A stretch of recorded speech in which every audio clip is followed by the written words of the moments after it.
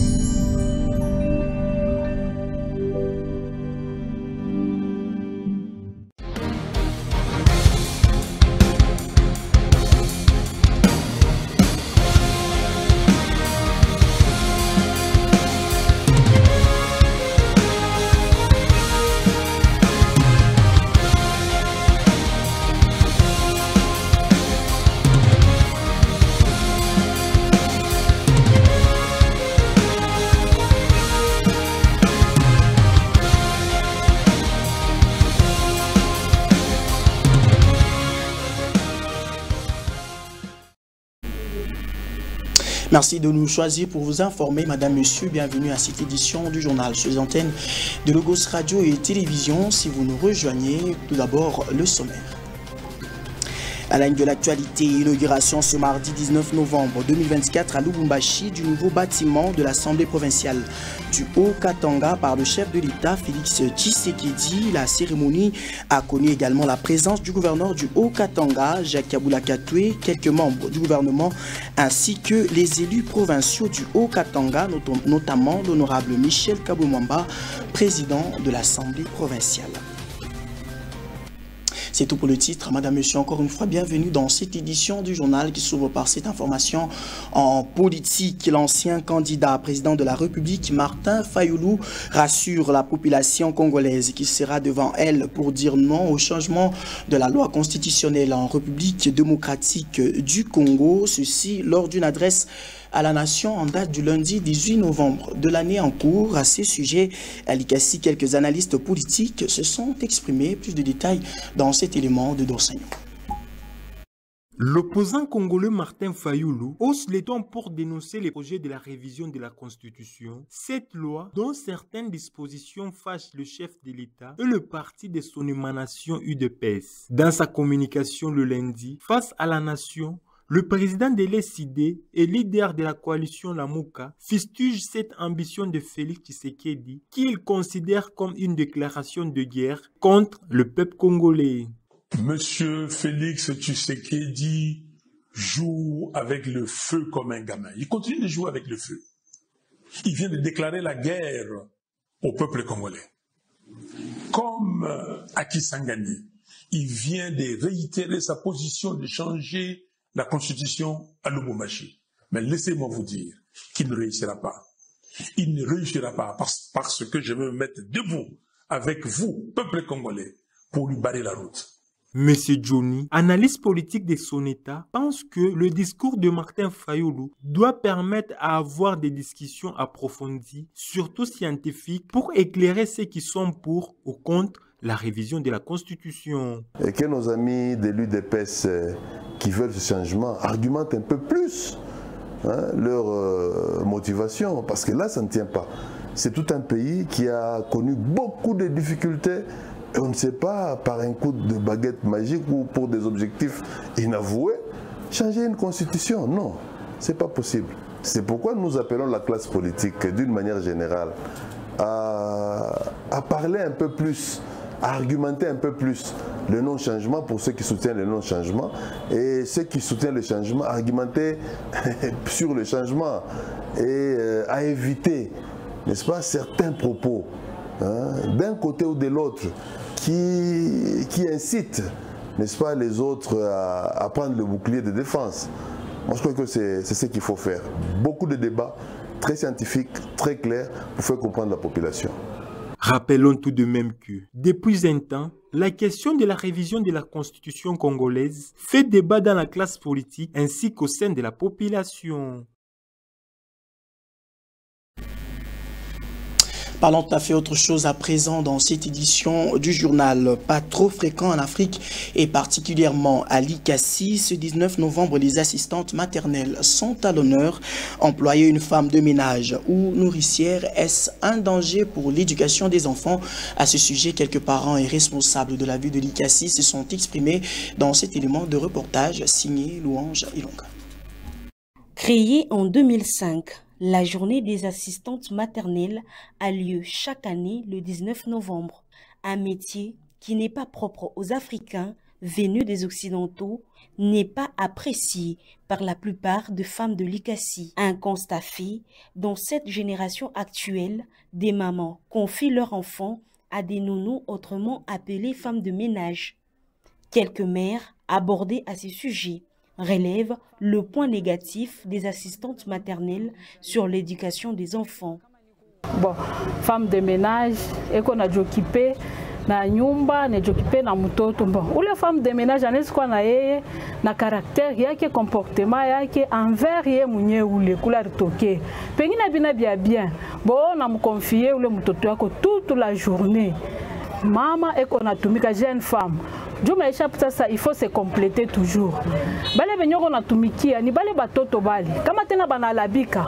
Ile makazi yako na ile bilo kunenda masacrifice yote. Bitakuwa tu bya mwabule. Unaona batoto bana labika, banakuwa ba vagabond, banafaa bintu bya bibaya sana, bafuta mabange. Bile tena abitaleta furaha kunyumba. Badada banakuwa na buzaifu bwa kusema kama niko femme travailleuse. Eko naacha mtoto wake kwa shoku kontrole. Eko na mwacha saa mrefu sangine kuanzia asubuhi kufikisha 12h hata 14h. Me ile 14h atatoka. Olia ye kuya kumulango yake, yani nenda fashi ingine. Sangine atafika tu directement ata kunyumba yake. Atafika na bitupa bile binyari kuya nabyo, anamwacha pokole mtu wa kazi amufurie nani mtoto bikama atengeneze nyumba, yani nenda kulala sima puisque tu juni kuna mtu wa kazi. Akiri ya ule mtu wa kazi ashiyana wa mfamii yenu, ana wa mkizazi kienu. Eko na akiri mubaya ya kualabisha batoto na kisha kama nakona we mnyoko mzaifu asitendelea hata kutumikia bien bintu bado ataanza kubialabisha puisque we mwenyewe uko mzaifu. Kama uko na mtu wa kazi na we mwenyewe mwenye nyumba ukuye mtu wa soin, ukuye mtu wa kutengeneza bwana yako na batoto yako na kutengeneza chambre yako. Celle-ci revient pour donner quelques conseils à ces femmes qui laissent l'éducation de leurs enfants dans les mains d'une personne étrangère. Kumbe weye, il faut kufanya unaekilibre bintu. Unenda mukaji. Kama uko mama unendaka busubuhi mukaji. Mimi nasema banaletaka marepo pengine 12h. Pengine kukutosha ma 16h. Unakimbira mbio kunyumba, unakuwa kuangalia batoto yako, unakuwa kubaedike, unakuwa kumwangalia mtoto wako, kumuedike, kumukomesha unaweka confiance yako yote mwa ule femme de ménage. Vile tunasema sema l'apparence trompe. Pengine unamuyua tu mais ndani ya roho ya ule au muyue anaweza kukulabishia mtoto nani munamnele ko namkomesha mais wewe mwenye mama yake ukuna yeye souci unapenda kome bien afunde mzuri.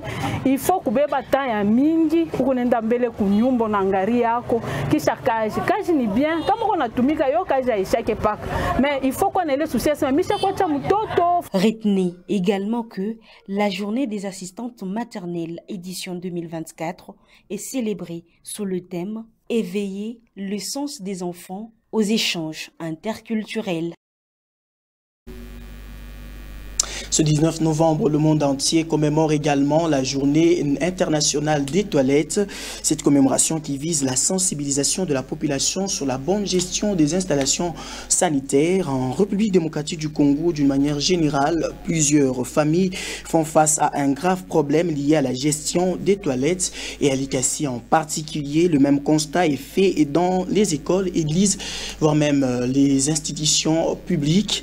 Apport et importance de cette journée vous sont donnés dans cet élément de reportage signé Gomez Kabango.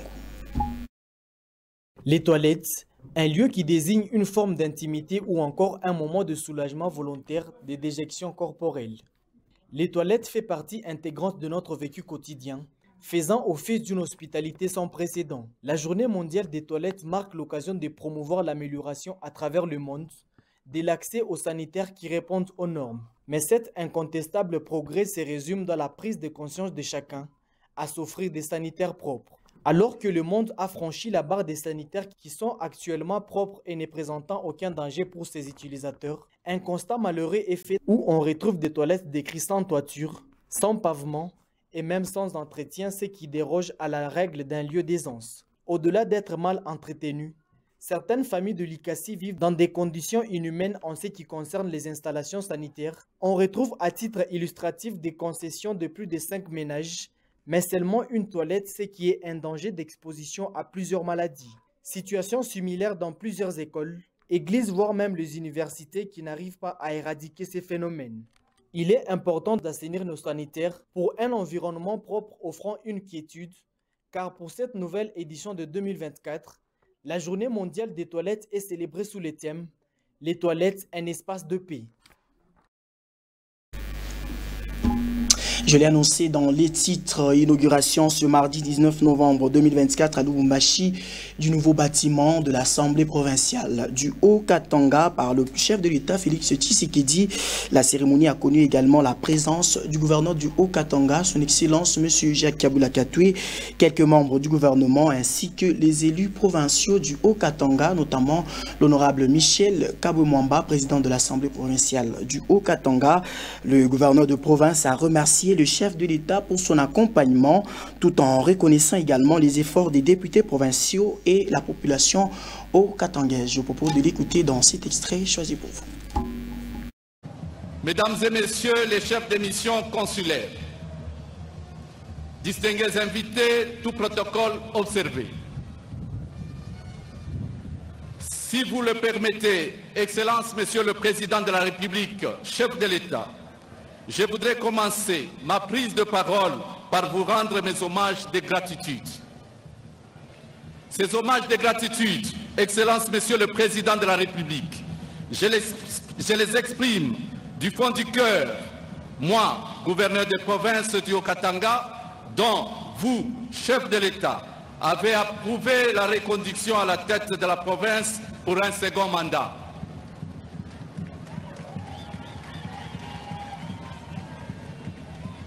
J'ai tenu à le dire tout haut, à la face du monde, car n'eût été votre confiance renouvelée à ma modeste personne, je ne serais pas ici prenant la parole comme gouverneur de province en ce jour que l'histoire retiendra. Veuillez accepter, Monsieur le Président de la République, chef de l'État, l'expression de ma très profonde reconnaissance. Cela étant, au nom de toute la province du Haut-Katanga, je vous remercie d'avoir inscrit Lubumbashi et Kipushi dans votre agenda d'émission d'itinérance. Excellence, Monsieur le Président de la République, avec votre permission, je m'en vais à présent m'adresser aux honorables députés provinciaux bénéficiaires de cet incroyable immeuble, nouveau siège du Parlement local. Chers députés, c'est ici l'occasion pour moi de vous remercier, vous, et de remercier également les anciens députés de la législature passée pour avoir joué un rôle important dans la stabilité des institutions de notre province qui a permis l'aboutissement heureux de ce grand projet. Restons sur ce même chapitre. Le chef de l'État, Félix Tshisekedi, a inauguré le nouveau bâtiment de l'Assemblée provinciale du Haut-Katanga. La ville de Likasi était également représentée à ses assises par l'honorable David Aouté-Katoué. Émerveillé par l'architecture, ce dernier a eu des mots justes pour louer les efforts du gouvernement provincial sous le leadership du chef de l'État, Félix Tshisekedi. On écoute. Le gouverneur de province Jacques Kabula Katwe, et ici je m'en vais féliciter tous les élus du peuple, tous les 48 d'avoir renouvelé confiance en ce digne fils qui est l'honorable Jacques Kabula. Regardez le cadre où nous sommes, nous n'allons pas paniquer lorsque nous allons retrouver à l'hémicycle en Europe ou ailleurs, nous n'allons pas paniquer parce que c'est pareil. Voilà, le député, il est bien honoré. Ce cadre va nous permettre de travailler dans de bonnes conditions et de plaider pour plaider la cause de la population qui nous a mandatés. Nous allons être au service et nous allons recevoir aussi les désidérata de ceux-là qui nous ont mandatés. Voilà, en fait, aujourd'hui, le Grand Katanga, la RDC, l'histoire, comme le président l'a dit, retiendra que nous sommes pilotes.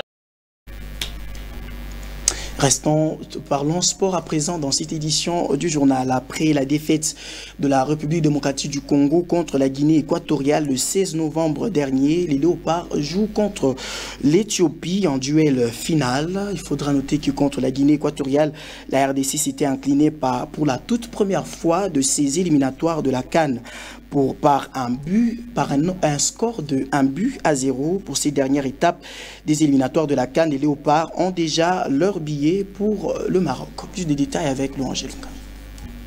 Les Léopards de la RDC vont recevoir les Walia de l'Éthiopie au stade de Martyrs de Kinshasa. Lors de la rencontre entre la RDC et la Guinée, les sélectionneurs français ont aligné plus de joueurs qui n'avaient pas de cartons, ce qui a coûté aux Léopards d'avoir perdu le match.